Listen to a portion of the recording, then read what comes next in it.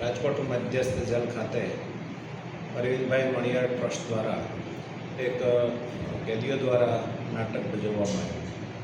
છેલ્લા 15 દિવસથી આ ટ્રસ્ટના કલ્પેશભાઈ સોલંકી, ઋત્વિકભાઈ પરમાર, મયંકભાઈ ત્રિવેદી, જયદીપભાઈ અને શમીભાઈ દવેની ટીમે કેદીઓને નાટ્યકળા શીખવી છે. ખૂબ રસપૂર્વક આ કામ કર્યું છે.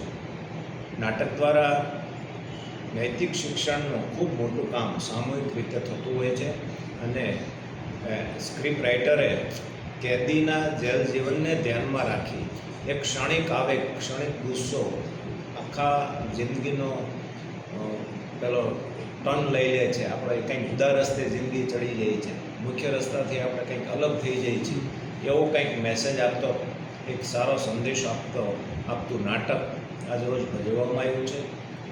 કેદીઓએ ખૂબ ઉત્સાહપૂર્વક એમાં ભાગ લીધો છે.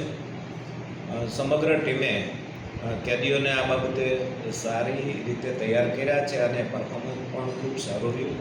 આ ટ્રસ્ટનો, એના ટ્રસ્ટી શ્રી હર્ષલભાઈનો, અન્ય ટ્રસ્ટીઓ અને આમાં કામ કરનાર સ્ક્રિપ્ટ રાઇટર અને દિગ્દર્શક શ્રી અને સમગ્ર ટીમનો જેલ વતી હું આભાર માનું છું.